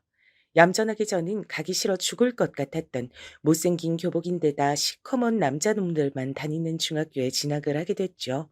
사실 그 중학교가 양아치 집합소란 저의 말은 거짓이었습니다. 그런 식의 소문이라면 대부분 중학교가 다 하나씩 달고 있었거든요. 하지만 저는 불행하게도 1학년 때부터 양아치가 되고 싶어서 환장한 놈들을 맞닥뜨리게 됐답니다. 자기들끼리 똘똘 뭉쳐서 소위 일진놀이란 걸 시작했고 무슨 인생의 대선배를 대하듯이 2학년, 3학년 형들에게 깍듯이 굴면서 파벌을 크게 늘려갔습니다. 생각해보면 우스운 일입니다. 불과 몇 주 전까지만 해도 초등학생이었던 녀석들이 교복을 입었다고 해서 난데없이 어깨에 힘을 주고 거들먹거리는 걸음걸이들을 하나같이 장착을 하며 다니는 꼬라지가 가당치도 않았죠. 저는 그런 무리와 어울려 다니고 싶지 않았습니다. 어머니의 말 맞다나 저만 양아치가 되지 않으면 되는 것이라고 생각했어요. 하지만 남자놈들의 세계란 것은 무식하리만치 단순했습니다. 야, 동철아, 너희 집이 좀 잘 산다면서? 너랑 같은 초등학교 나온 애들이 그러던데? 우리 집이? 글쎄다, 몰라. 난 모르는 얘기야. 너희 집 얘기를 네가 모르면 대체 누가 아냐? 그래서 너희 집 좀 사는 거 맞아, 아니야? 조금은 뒤늦게 양아치 무리에 편입을 한 녀석이 있었습니다. 그 녀석이 저와 같은 반이었기 때문에 양아치 무리에 끼고 싶어서 얼마나 환장을 하며 기웃거리다가 그곳의 일원이 되었는지 제가 어렴풋이 알고 있었죠. 그들의 사정에 관심을 안 두려고 노력하며 지내던 저도차도 알 정도였으니 웬만한 녀석들은 그 녀석의 행적을 다 알고 있었을 겁니다. 그 녀석은 성철이었는데요. 제 이름은 동철. 그러니까 이름이 나름 비슷하다면 비슷하다고 할 수 있었죠. 하지만 이름으로 엮이는 것은 더 후의 일이었고 우선 첫 만남이었던 중학교 1학년 땐 전 찌질이 지망생, 성철이는 양아치 지망생으로 각자 성격을 완전히 달리한 채 인연을 맺었습니다. 뭐 악연도 어쨌든 인연이라고 치니까요. 음, 그렇다면 아니야. 우리 집 좀 사는 거 아니야. 뭐 뭐라고? 내가 들은 것하고는 다른데 너네 아버지가 사업인가 뭐를 좀 하신다 그러던데. 사업하시는 건 맞는데 그렇다고 해서 집이 잘 산다는 얘기랑은 다른 얘기잖아. 암튼 그래서 좀 사는 거 아니야, 우리 집. 제가 태어나게 됐고 했을 때 안 보는 척하면서 이쪽을 다 지켜보고 있었던 같은 반 녀석들이 저마다 푸흡 하면서 웃음을 터뜨렸습니다. 제가 본의 아니게 성철이 녀석을 한 방 먹인 셈이었거든요. 할 말이 없어진 성철이는 넋이 빠진 표정이었습니다. 저에게 뭔가 트집을 잡고 싶은데 머리는 얼른 안 굴러가서 답답해 미치겠다는 듯 곧이어 입맛을 빠르게 다시더군요. 그러나 결국 별 소득 없이 저의 자리 앞에서 물러나야 했죠. 설마 하니 제가 저희 집 잘 사는 거 아니라고 대답할 줄은 몰랐던 모양입니다. 성철이가 왜 저한테 집안 사정을 물어봤겠나요? 답은 하나였죠. 삥 뜯으려고요. 저희 집이 근데 잘 사는 건 사실이었습니다. 성철이의 표현에 따라서 좀 사는 집이었습니다. 아버지께서 괜히 무서운 분이 아니셨어요. 냉정한 사업가 기질이 강하셨기 때문에 어린 제 눈엔 항상 무섭게 보였던 것입니다. 약간은 특이하게도 친가보다 외가가 더 잘 살았습니다. 친가는 형편이 원래 그저 그랬다고 해요. 반면에 외가는 배에 기름칠할 정도는 꾸준히 하고 살아온 집안이라고 익히 들은 바 있었고요. 낭중지추라고 하던가요? 타고난 환경이고 나발이고 그런 것은 아버지의 발목을 감히 잡을 수가 없었습니다. 사력을 다하신 끝에 30대 초반의 나이에 작은 사업체를 어엿하게 운영하고 계셨고 외할아버지의 눈에 들어 어머니와 결혼을 하셨던 거예요. 참고로 어머니께선 집안 형편이 예전에 딱히 어려웠던 것도 아니었건만 중학교를 나오지 못하셨습니다. 아들만 우대하셨던 외할아버지 때문에 열이 받을 대로 받았던 딸. 그 사람이 바로 제 어머니셨거든요. 나는 더럽단 말과 치사하다는 말을 왜 같이 쓰는지 알겠어. 네 외할아버지를 두고 하는 말인 거야. 정말 더럽고 치사해서라도 그깟 학교 안 다니고 말지 싶더라. 외할아버지께선 당신의 딸들을 철저하게 미래의 출가 외인 정도로 대하셨다고 해요. 여러 의미로 대단하신 분 같아요. 온갖 잔소리를 듣고 욕을 먹으며 중학교를 다닐 바엔 죽도록 집안일이나 하고 나가서 돈이나 버는 게 나을 것 같아서 어머니는 그렇게 하셨다네요. 당시에는 그게 속이 편하셨다고 하는데 시간이 지나자 가슴속에 응어리로 한으로 남았다고 하시더군요. 남들이 보기엔 경제적으로 어려울 것 없어서 축복받은 집안의 딸이었겠으나 실상은 전혀 다른 인생을 살아오신 어머니셨어요. 반항심에 별 개차반 같은 남자들도 많이 만나보셨다고 했습니다. 그러나 당신 스스로도 신랑감은 절대 아니구나 하는 생각 정도는 갖고 계셨다네요. 그러다 보니 결혼을 못하신 채로 20대 후반에 접어들게 되셨는데 외할아버지의 강한 압박 때문에 아버지와 결혼하셨던 거예요. 내가 이 나이 먹도록 결국은 부모님의 그늘을 못 벗어나는구나 싶어서 화딱지가 났고 그래서 시키는 대로 결혼하는 건 절대 안 하려 그랬었지. 근데 네 아버지 얼굴을 딱 본 순간에 어라 마음에 드네. 그래서 에라이 그냥 마음 편하게 결혼을 해버리자 싶더라고. 부모님의 과거도 굉장히 흥미로운 이야기였으나 질풍가도의 중학교 시절을 마무리 지어보자면 결국 저는 성철이 녀석 때문에 골치가 아파졌답니다. 여러 가지 확인 작업을 거친 끝에 제가 좀 사는 집 자식인 것을 확인하게 된 성철이는 제가 본인을 기만하고 약 올렸다고 생각하면서 그때부터 절 엄청나게 싫어했습니다. 그냥 싫어하는 것으로 끝낼 양아치 지망생이 아니었죠. 야, 친구 좋다는 게 뭐냐? 친구한테 1,000원만 주면 안 되겠냐? 어? 너희 집 잘 살잖아. 잘 못 산다는 거 거짓말이었잖아. 잘 산다고 쳐도 내가 왜 너한테 돈을 줘야 되는데? 귀 막혔냐? 친구 사이니까 줘야지. 내가 몇 번을 말하네, 동철아. 우린 친구잖아, 어? 친구끼리 돕고 살아야 좋은 거 아니겠어? 안 그래? 그러니까 좋은 말로 할 때 내놔라. 알아서 내놓으면 1,000원, 알아서 안 내놓으면 나한테 얻어 터지고 나서 가진 거 다 내놔야 할 거야. 친구로서 배려해준다. 기가 막혔습니다. 저럴 때는 꼭 혼자 저한테 오지 않고서 둘이나 셋 정도는 양아치 무리를 데려온 뒤에 삥을 뜯었습니다. 어머니가 하신 소리가 맞았죠. 더러운 것과 치사한 것은 한 세트였어요. 그리고 전 성철이를 더럽고 치사한 놈으로 봤습니다. 부모님 돈이지 내 돈 아니야. 나는 돈 없어. 뒤져서 나오면 10원에 한 대씩이다. 넌 이제 뒤졌다. 그 이전부터 이미 슬그머니 저를 압박하며 괴롭혀대고 있던 선철이는 그날 결국 제 배를 발로 걷어찼습니다. 제가 교실 구석바닥에 넘어지기가 무섭게 같이 온 양아치 녀석들이 저에게 발길질을 무섭게 날리기 시작했죠. 쪽수로 밀어붙이는 더럽고 치사한 놈들이었습니다. 한 놈은 혹시 선생님이 오시나 안 오시나 망을 보는 치밀함까지 갖추고 있었습니다. 하지만 저는 또 성철이를 당황시키는데 성공하고 말았죠. 뭐, 뭐야? 이 새끼 진짜 정체가 뭐지? 왜 돈이 한 푼도 없어? 야, 넌 중학생이 돼가지고 어떻게 1,000원도 없냐? 용돈도 안 받아? 이런 괴상망측한 찌질이 새끼를 다 봤나? 당황한 성철이가 제 가방을 뒤져봤지만 거기에도 돈이 없던 것은 물론이고 딱히 탐이 날 만큼 값이 나가는 학용품 하나도 없었습니다. 그러자 함께 저를 때린 양아치 녀석들이 어이없단 시선을 성철이에게 날리기 시작했죠. 너는 목표물 선정을 이상하게 하는 재주가 있다. 덕분에 우리만 헛고생하네. 뒤늦게 양아치 무리에 들어갔던 성철이는 아직 입지가 완벽하지 않은 모양이었습니다. 금세 식은땀을 흘리는 게 보이더군요. 전 속으로만 웃었죠. 내가 이럴 줄 알고 지난주부턴 아예 돈을 안 갖고 다녔다 이 자식아. 뛰는 양아치 위에 나는 찌질이 있다. 돈 한 푼 없이 어떻게 학교를 다니냐고? 왜 못 다녀? 집이 가까우면 다 가능하게 돼 있어. 삐까 번쩍하던 비싼 학용품, 브랜드 가방, 이런 것들도 진작에 제 남동생에게 넘긴 바였죠. 정확히는 남동생이 것과 교환을 했습니다. 항상 저의 것을 탐내는 녀석이었기에 저의 제안을 무척이나 기뻐했답니다. 남동생은 아직 초등학생이었으니 중학생의 시각에서 보기엔 유치하고 왠지 보잘것없는 학용품들이었죠. 제가 작정하고 대비를 해놓은 탓에 성철이는 저를 쉽사리 엿먹이지 못했습니다. 저에게 돈을 가져오라고, 돈 내놓으라고 그런 으름장도 놓았지만 전 귓등으로도 안 들었어요. 부모님이 보통 엄하신 게 아닌데다가 미칠 듯한 구두쇠셔서 돈의 디귿자만 꺼내도 집에서 처맞는다 그랬습니다. 돈 달라고 그랬다가 부모님한테 맞이나 돈 못 줬다고 너한테 맞이나 그게 그거라고 했더니 성철이가 완전히 어리 빠진 얼굴로 절 쳐다봤던 표정. 그게 정말 가관이었죠. 사실 저라고 해서 양아치 무리에게 찍히고 싶진 않았습니다. 척을 지는 것은 사양이었고 눈에 띄는 짓 자체를 하고 싶지 않다는 게 솔직한 바람이었죠. 그래서 저 돈을 마음이 편하진 않았답니다.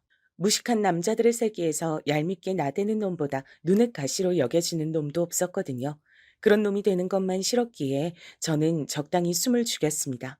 천만다행이라면 다행히도 성철이 말고 다른 양아치 무리의 놈들은 절 괴롭히는 것에 딱히 관심이 없었어요. 나약하고 온순하고 만만하면 쉽게 그놈들의 표적으로 찍히곤 했는데 제가 그들의 관심사에서 멀어질 수 있었던 건 자명한 이유 때문이었습니다. 괜히 저를 잘못 건드렸다가 제 부모님이 학교에 찾아와서 난리라도 치면 본인들에게 손해가 갈 거라고 생각했기 때문이었죠. 같은 반 녀석들이 동철이는 부모님이 능력이 좋아서 그 자식들이 안 때리잖아 라고 쑥덕거리는 얘기를 제가 몇 번이나 들었었네요.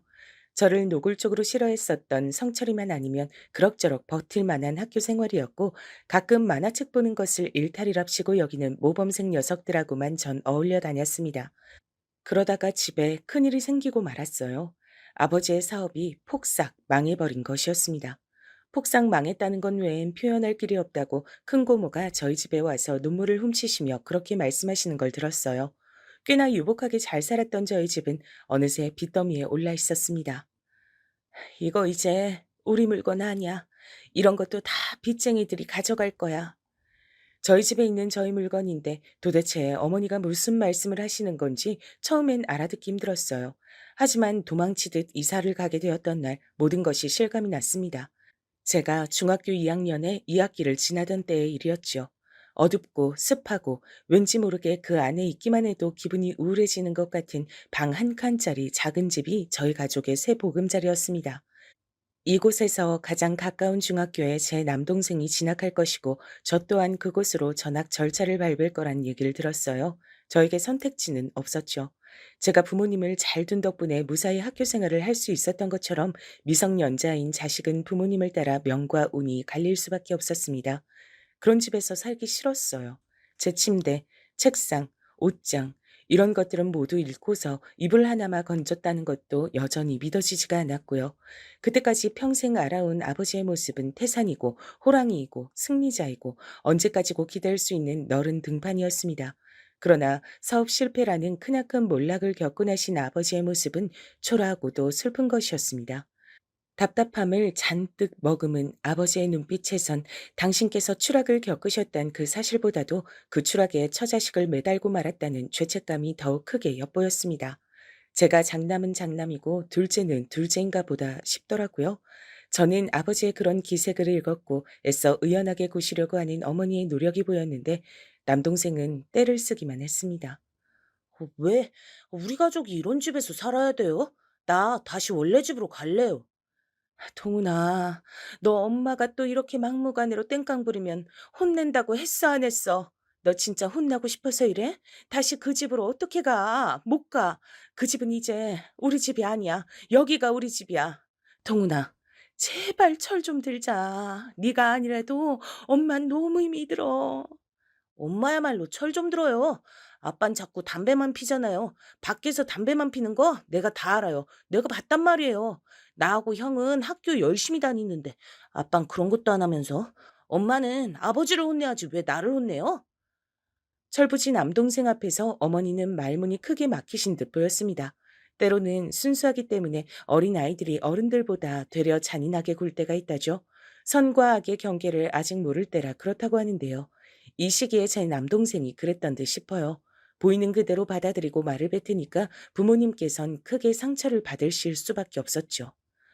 어른이라고 해서 상처를 안 받는 게 아니구나. 아버지도 실패하시고 힘들어하실 줄 아는 분이었어. 나는 왜 아버진 영원히 꼿꼿하실 거라고만 생각했을까? 저희 가족이 수렁에 빠졌던 이때 전 사춘기의 예민한 감수성으로 되려 부모님을 섬세하게 이해할 수 있게 됐던 것 같아요. 아버지를 돕고자 하는 마음으로 돈을 건넸던 외가 쪽도 피해가 막심했고 따라서 어머니의 속은 썩어 문드러져 가고 있었습니다. 어머니는 걸핏하면 외가욕을 했었고 특히나 외할아버지를 신랄하게 비난하시곤 했던 분이셨으나 상황이 이렇게 되자 다른 누구보다 외할아버지께 죄송스러워하는 것을 보고 부모 자식 간의 관계는 굉장히 복잡한 문제라는 생각도 하게 됐죠. 그래서 제가 사내치고는 감수성이 풍부하다는 말을 꽤 듣는 학생이 되었었나 봅니다. 둘째란 이유로 저보다 철이 느리게 들었던 남동생을 대신해서 제가 효자가 될 때였죠. 애초에 그 중학교에 진학하고 싶지 않았던 것처럼 전 전학 따위는 가고 싶지가 않았으나 그 불평과 불만은 목구멍 안으로 삼켜버렸습니다. 전학은 3학년으로 올라가던 시기와 맞물려서 이루어졌어요. 조용히 사물함을 정리했고 꽤 친하게 지냈던 모범생 녀석들 몇 척에만 전학 사실을 알린 뒤였습니다. 그런데 학교에는 대체 비밀이란 게 없는 모양이었어요. 어떻게 알고선 성철이 녀석이 저에게 전학 얘기를 꺼내왔던 겁니다. 야, 너 사물함 비웠더라? 가방은 2개를 가지고 왔네. 가방에 사물함에 있던 것을 싹 다 담았나 봐. 너 전학 간다는 얘기가 사실이었구나. 어, 그래, 사실이다. 난 전학 가니까 넌 앞으로 여기서 잘 먹고 잘 살아라. 근데 이 찌질이 새끼가 끝까지 말본세를 안 고치네. 야, 너 부모 믿고서 까부는 것도 적당히 해야 될 거다. 그런 게 영원하리라는 보장이 있겠냐? 안 그래? 성철이가 그때 뭘 알고서 저한테 그런 말을 한 것은 아니었으나 듣던 입장에선 조금 뜨끔할 수밖에 없었죠. 제 본심은 그때 대체 내가 너한테 뭘 잘못했길래 넌 나한테 이러는 것이냐고 그런 것이나 따져묻고 싶었습니다. 그러나 전학이 결정된 상태에서 그런 소모적인 행위 따위는 하고 싶지가 않았어요. 대신 양아치 무리에서 튕겨나가지 않기 위해 안간힘을 쓰며 학교 생활을 하고 있던 성철이에게 선심을 가득 담아 조언을 남겨줬습니다. 야, 나한테 그런 소리를 할 게 아니라 넌 공부부터 해라. 뭐라고? 이 찌질아, 지금 너 공부 잘한다고 나한테 유세 떠냐? 자랑질이야? 확 씨. 그 잘난 대갈통을 박살내 줄까 보다. 네가 전교 꼴찌, 성적 바닥을 기는 놈이었음 내가 이런 소리도 안 하지. 그건 아예 가망이 없으니까. 근데 너 의외로 기본적인 머리는 있는 모양인지 중하위권은 하더라. 전교 등수 복도에 붙었던 날에 네 성적 봤어. 똥폼 잡고 싶어서 양아치 짓을 하는 녀석치고는 성적이 그만하면 괜찮던데. 작정하고 공부 좀 해. 이게 미쳤나? 야, 너 죽고 싶냐? 네 대갈통 따위는 이 주먹 한 방이면 망가뜨릴 수 있어. 너 그거 알고서 지금 나한테 까부는 거냐? 난 어차피 적당히 공고해 갈 건데 공부가 뭔 상관이야? 성적 낮게 보는 공고해 가려고? 그럴 거면 멋대로 공부 안 해도 되겠네. 근데 만에 하나 성적 깐깐하게 보는 인문계 턱걸이라도 하고 싶음 공부해라. 지금이라도 늦지 않았어. 이 찌질이가 완전히 지랄하고 자빠졌네. 벌써 3학년인데 늦지 않긴 뭐가 늦지 않아. 넌 집안이 잘 사니까 언제든지 학원 다니고 과외 받을 수 있으니까 뭐든지 쉽게 느껴지나 봐. 쉽다고는 안 했는데. 그렇게 생각 안 해. 근데 해볼 만하다고는 생각해. 네 말대로 벌써 3학년이잖아. 자포자기하는 녀석들 이미 꽤 많이 나오고 있거든. 그리고 1학기 중간고사 딱 끝나자마자 거기서 절반 이상이 더 자포자기할 거야. 포기하지 않고 끝까지 해보는 녀석이 진짜 백이 승자다. 여기까지가 내가 해줄 수 있는 조언이야. 너 하기에 달렸지. 이 재수없는 찌질이가 말하는 꼬라지 한번 진짜 두들겨 패고 싶어지네. 그렇게 잘난 척 해놓고 과연 네가 얼마나 어떻게 잘 사는지 어디 두고 보자. 나를 왜 두고 봐? 설마 날 또 만나려고? 그건 사양인데. 아, 그리고 마지막으로 꼭 해주고 싶은 말이 있는데, 야, 너는 양아치 짓이 진짜로 안 어울려. 안 맞는 옷이라고 짜샤. 성철이 녀석은 얼굴이 시뻘겋게 달아오른 채로 저를 진짜 죽여버리려 했습니다. 분명 그 손은 제 목을 조르기 위해 뻗어졌을 테죠. 간반의 차로 전 그걸 피했고 마침 선생님들이 그쪽으로 다가오셔서 전 벗어날 수 있었습니다. 가슴을 쓸어내리며 학교를 빠져나왔었죠. 다시는 발붙일 일이 없는 학교의 건물을 보면서 저는 괜한 오지랖을 부렸다고 후회했습니다. 하지만 성철이 녀석을 다시 만날 일이 아무래도 없을 테니 별일이야 있겠나 싶기도 했죠. 전학을 간 학교 역시도 남자 중학교였습니다. 시커먼 녀석들만 가득했죠. 그리고 이미 3학년이었기 때문에 전 적당히 겉돌기만 하면서 지내면 됐습니다. 용돈 한 푼 없이 학교를 다니는 절 보면서 몇몇은 제 궁핍한 수준을 알아차린 듯 했어요. 전 은근슬쩍 왕따를 당하게 됐죠. 중학교의 마지막 생활은 고요하고도 외로웠습니다.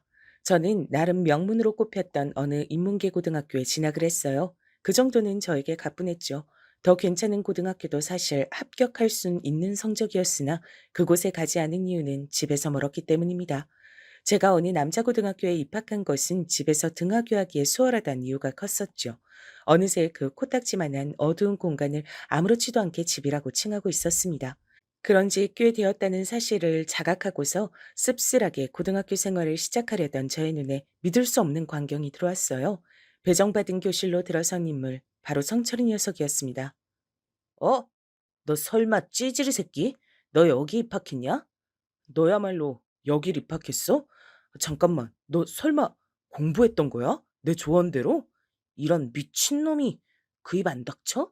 누가 네 조언대로 공부를 했다는 거야? 대체 누가? 하지만 네가 그때부터 당장 공부를 하지 않았다면 여길 올 수 있었을 리가 없는데. 닥치라고 했다. 야, 찌질이, 너 진짜 내 손에 대갈통이 날아가고 싶어서 환장을 했구나. 저를 보며 성철이는 이를 갈았고 1년 전보다 체격이 더욱 좋아진 그 녀석을 보면서 저도 모르게 슬며시 눈을 내리깔았습니다. 머릿속으로는 망했다는 생각이 가득했죠. 역시 그때 괜한 오지랖을 부린 것 같았어요. 그 중학교를 나온 옆반의 녀석을 찾아가 어떻게 된 것인지 민망함을 무릅쓰고 물어보았습니다. 그러자 그 녀석이 알려주길 성철이 녀석이 양아치 무리에서 결국 튕겨져 나왔는데 딱히 친구가 없으니까 조용한 모범생들한테 가서 억지로 친구를 먹고 다니더니 소란 안 피우고 계속 공부만 했다는 겁니다. 그리고 아마 이 고등학교는 턱걸이로 들어온 것 같다 그랬어요. 별로 안 반가운데. 그리고 별로 예감이 좋지 않아. 여러분, 어째서 나쁜 예감은 늘 맞는 법일까요? 세상사 결코 쉽지 않은 것 같습니다. 제가 전학을 간 중학교에서 같은 고등학교로 진학한 녀석들도 당연히 몇 있었는데 성철이가 제 얘기를 들어버렸던 겁니다. 저희 집이 쫄딱 망해서 다 쓰러져 가는 구옥에서 살고 있고 그래서 제가 전학까지 갔었단 사실을 말입니다. 오호라, 그런 거였어? 야, 속이 다 시원하네. 처음부터 난 그 새끼가 마음에 안 들었어. 눈깔에서부터 잘난 척하는 기운이 넘쳐 흘렀거든.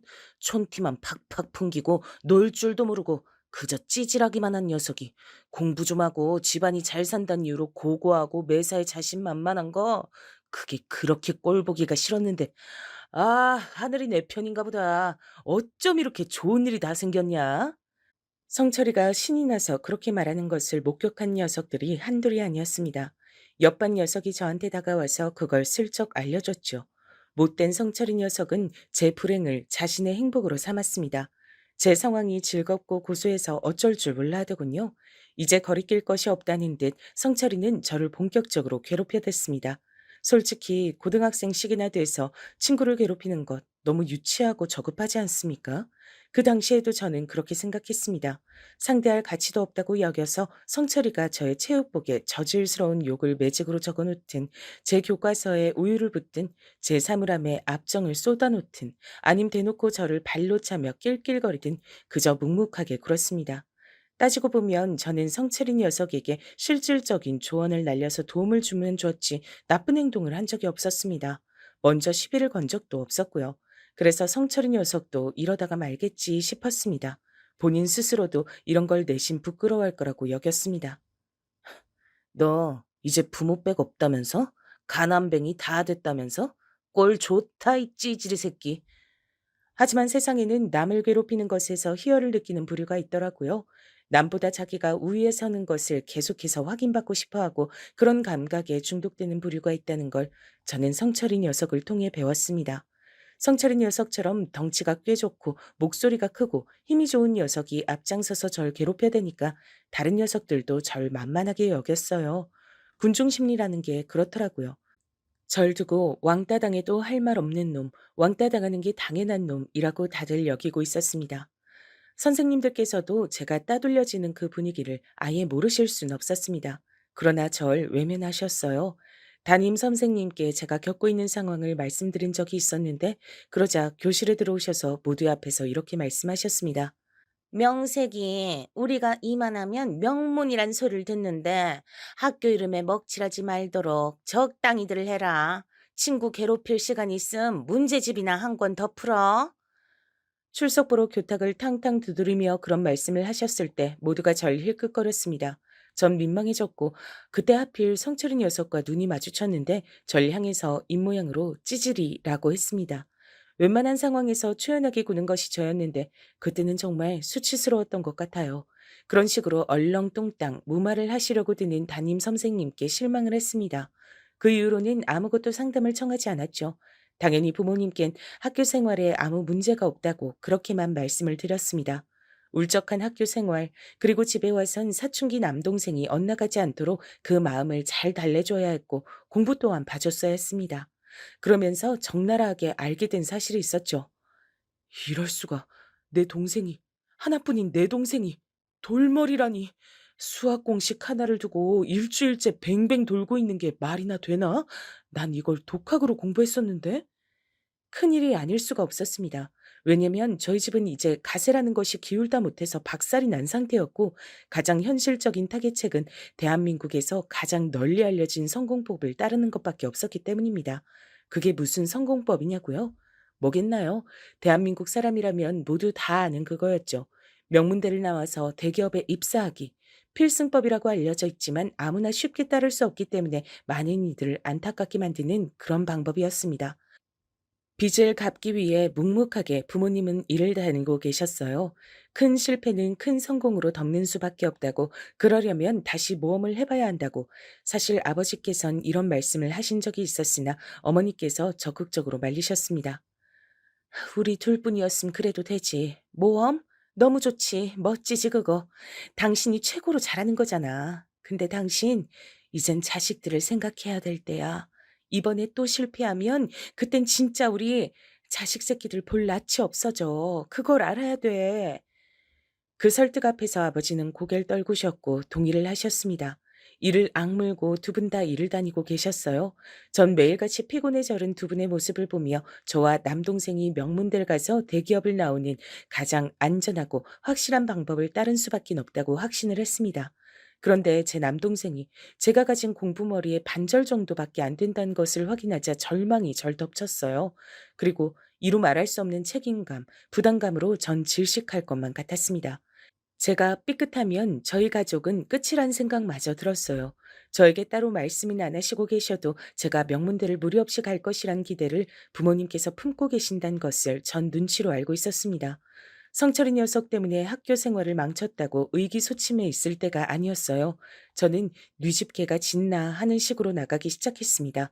제가 무반응으로 일관하며 괴롭힘 앞에서 지루해 하기까지 하자 성철이 녀석이 당황하더군요. 너는 개같이 짖어라. 난 공부하련다. 머릿속으로 목탁을 두드리며 매사에 태어나고자 애를 썼죠. 저의 그런 반응에 성철이 녀석은 모욕감을 느낀 듯 했습니다. 매번 표정이 볼만했죠.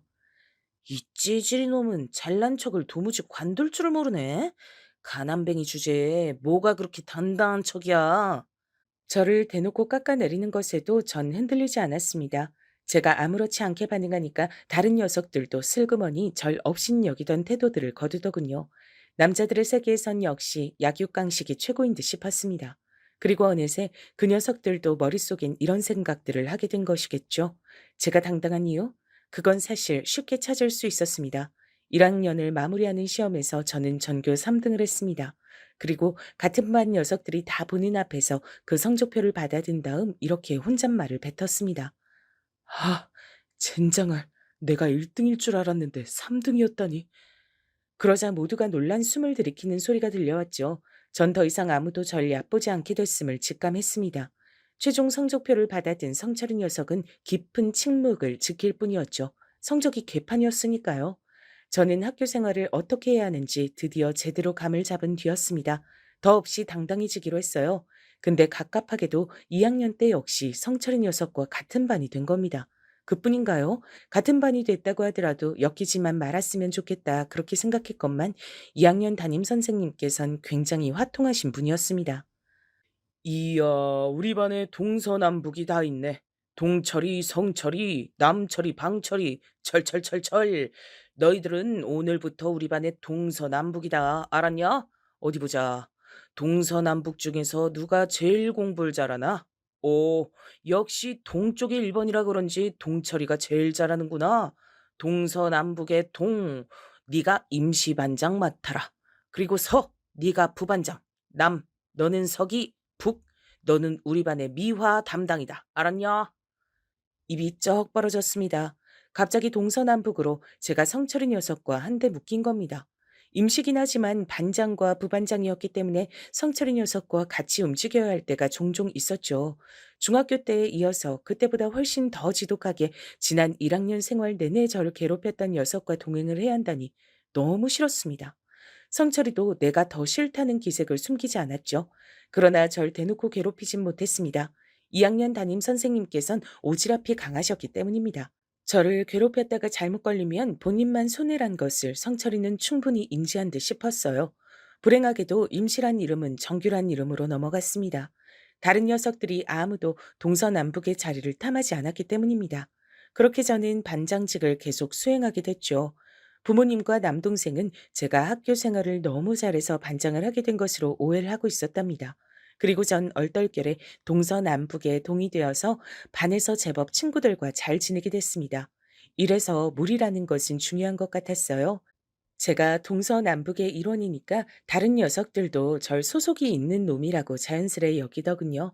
전 어느새 완전히 왕따의 그림자를 벗어난 뒤였습니다.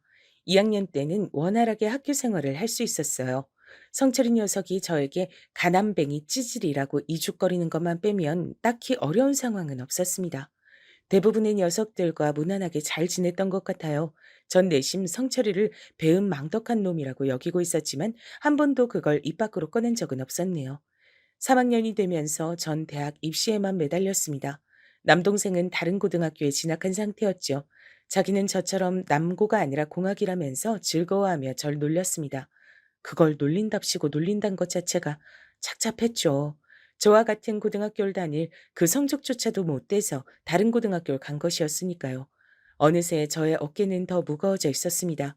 거울을 보면 스스로 깜짝 놀랄 정도로 눈밑이 퀭하게 변한 채 지독한 수험 생활을 전 보내고 있었고, 당시에는 잘 몰랐으나 알고 보니까 저는 꽤 관심 대상으로 등극한 채였습니다.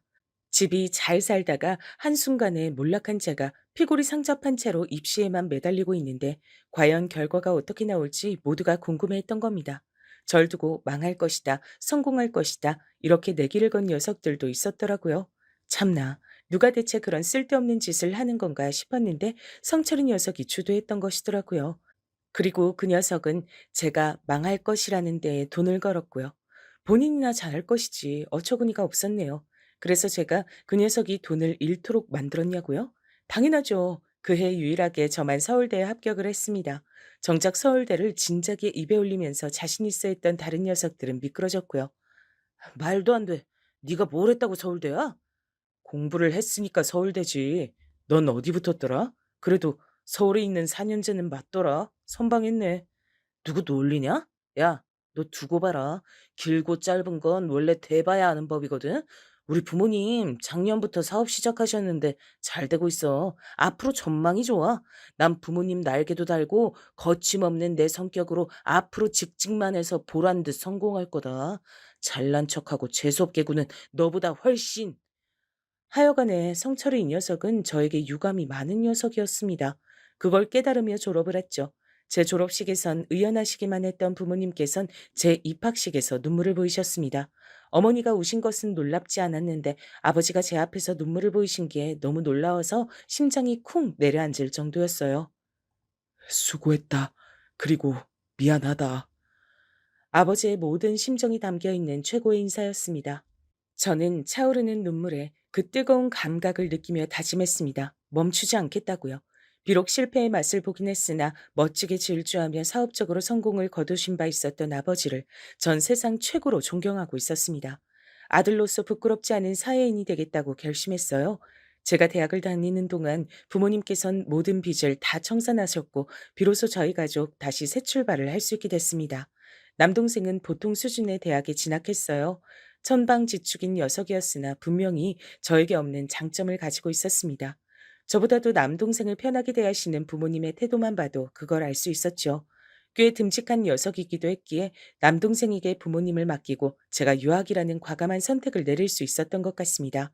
제 20대의 끝도 30대의 시작도 전부 다 영국에서 보냈습니다. 전 글로벌 기업에서 재직하며 경력을 쌓았고 세상을 보는 다양한 시각을 배울 수 있었어요. 남동생은 대학을 졸업한 후 남의 밑에서 일을 하고 싶지 않다며 자기가 직접 창업을 했습니다. 기발한 아이디어를 바탕으로 기업에 투자를 받아서 성장해 나가는 형식이었어요. 대단하더군요. 그리고 저희 형제는 남동생의 기발하고 도전적인 정신과 저의 두뇌 그리고 경험을 바탕으로 삼아 의기투합을 해서 저희만의 사업을 한번 해보기로 했습니다. 영국에서 쌓은 인맥들에 큰 도움을 줬고요. 어떻게 방향을 잡아야 할지 헷갈리거나 형제 사이에 이견이 생길 땐 어김없이 스승님께 도움을 청했습니다. 스승님이라 함은 당연히 아버지였죠. 사업을 직접 차리고 넓혀가면서 새삼스레 아버지를 더욱 존경하게 됐습니다. 게다가 저희 형제가 절대 가지지 못한 연륜이란 것까지 가지고 계셔서 사업은 안정적으로 몸집을 키워갈 수 있었습니다. 어머니가 살고 싶어 하셨던 동네에 고급 빌라를 사들였을 때가 사업을 시작한 이후로 가장 뿌듯했던 때 같아요. 이웃집에 탤런트가 산다면서 어머니가 호들갑을 떠셨을 때 온 식구가 즐겁게 웃음 지었었죠. 바쁘게 사느라 동창회 소식 같은 건 모르고 살았습니다. 제가 햇수로 8년이나 해외에 나가 있기도 했었으니까요.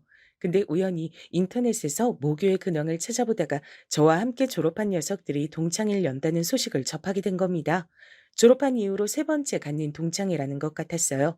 치열하게 살았던 고등학교 때가 생각나서 저는 당장 동창회에 참석하겠다고 연락을 보냈습니다. 소식지에 적힌 총무 번호로 문자를 보낸 것이었죠. 근데 알고 보니까 총부 녀석이 동서남북의 남이었더라고요. 절 반갑게 맞아주었고 당일에 꼭 참석하라며 신신당부를 했습니다. 기쁜 마음으로 전 동창회에 나갔죠. 장소는 넓은 주차 공간을 자랑하는 돼지갈비집이었는데 제가 일이 바빠서 조금은 늦게 도착을 했어요. 그런데 문 앞에서 나와서 담배를 피우고 있던 새 녀석이 절 발견한 겁니다. 사실 제가 아는 얼굴이 보이길래 손을 흔들었더니 그쪽에서도 즉각 절 알아보더라고요. 공교롭게도 새 녀석은 동서남북의 서남북이었습니다. 그 말인즉 성철이 녀석도 셋 중 하나였단 것이었죠. 돼지갈비집이 장소이길래 편한 차림으로 온 저와는 달리 꽤나 힘을 주고 온 차림새였습니다. 야, 찌질이 오랜만이다. 이게 대체 얼마만이냐? 20년만 아니냐? 너 이 찌질이 새끼, 이제 보니까 축복받은 유전자였구나. 별로 안 사갔다. 어, 너도 있었냐? 그래, 반갑다. 이 망할 놈의 찌질이는 여전히 재수가 없네. 또 잘난 척하려고 표정 관리하는 것부터 봐라. 야, 근데 너 여전히 찌질하게 사는구나. 아무도 네 소식을 모르길래 그간 궁금했는데 찌질하게 사니까 근황을 안 전하고 혼자 숨어 살았구나. 타고 온 거 뭐냐? 설마 아반떼냐? 심지어 구형이세요? 임마, 이 형님처럼 이 정도 나이 먹었으면 외제차 정도는 타줘야지. 성철이 녀석이 배가 찢어지게 웃었고 옆에서 다른 두 녀석이 작작해라 달래며 억지로 안으로 끌고 들어갔어요. 저보고도 얼른 들어오라고 하더군요. 다들 저를 반길 거라 그랬어요. 전 알겠다고 대답한 뒤 바로 따라 들어가지 않고 어딘가에 전화를 걸었습니다. 김비서. 바쁠 텐데 미안하지만 부탁 하나 좀 합시다. 내가 주소 찍어 보내줄 테니까 당장 이곳으로 내 차 좀 끌고 와줄 수 있어요? 어느 차냐고요? 5대 모두 다요. 전화를 마친 뒤 식당 내부로 들어가자 분위기가 어째 성철인 녀석이 제 얘기를 떠든 다음인 듯 했습니다. 전 그저 피식 웃으며 자리에 앉았죠. 그래도 다들 저에게 반가운 눈치로 인사를 건네줬어요. 옛날로 돌아간 것 같아서 기분이 이상했네요. 다들 어떻게 살았는지 간단한 이야기도 들을 수 있었는데 성철이 녀석은 자기 부모님의 일이 제법 잘 풀려서 그간 고생 한 번 안 했으며 탄탄한 직장에 다니고 있는 데다 빨리 승진까지 했다며 저에게 자기 자랑을 실컷 늘어놓아서 절 웃음 짓게 만들었습니다. 왜 웃냐? 네가 가지지 못한 성공의 삶 내가 가져서 그게 신기해서 웃냐? 공부 말곤 재능이 없었던 이 찌질아. 아니, 그런 게 아니라 사업하면서 화려하게 살 줄 알았는데 직장인이라니. 그게 의외라서 웃었다. 나하고는 반대네. 난 대기업 들어가서 안정적으로 살고 싶었는데 어쩌다 보니 사업가로 지내고 있어. 사업가? 참나, 구멍가게 하나 열어도 사업가라고 칭하는 법이지. 이름만 그럴싸할 뿐이야. 그래서 무슨 사업을 하시는데? 모르긴 몰라도 딱 아반떼 정도의 사업 크기겠지. 아, 넌 사업 크기를 차로 가늠하나 보다. 그럼 지금 확인할래? 내가 소소한 취미가 있는데 특이한 차를 수집하는 거거든. 오랜만에 너희들 만났는데 그 정도는 구경시켜줘야 될 것 같아서 내 비서통에서 차를 가져왔어. 다들 궁금하면 보러 나가자. 특이한 차를 수집해? 비서가 있어? 지랄하네. 잘난 척하는 게 아주 인이 박혔구나. 그래, 그 잘난 아반떼 말고 뭐 있는데? 어디 한번 보자. 성철이 녀석이 크게 웃으며 앞장섰고 다들 호기심 어린 눈을 한 채 따라 나섰습니다. 그리고 그 녀석들이 마주한 건 차 한 대의 집 한 채 값이라고 할 수 있는 슈퍼카가 나란히 5대나 주차되어 있는 진풍경이었죠.